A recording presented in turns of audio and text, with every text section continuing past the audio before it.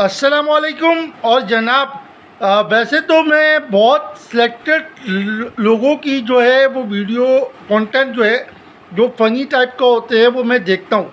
तो उन्हीं में से एक हमारे भाई हैं आतिफ़ अहमद भट्ट, जिनका नाम है, बहुत अच्छा कंटेंट प्रोवाइड करते हैं, है ना। और जाहिर सी बात है कि जब फैमिली व्लॉगिंग ना हो, अच्छा कंटेंट हो तो बंदा देखता है। लेकिन इसमें जो एक मनफी पैगाम जा रहा है वो लोगों के नोटिस में नहीं आ रहा। बज़ाहिर तो वो हमें बड़ा अच्छा लग रहा है। वो पैगाम ये है कि मामू और भांजे का रिश्ता जो है उससे मुतासिर हो रहा है, उसके ज़रिए जो है वो दूसरे बच्चों पर मनफी असरात मुरतब हो रहे हैं।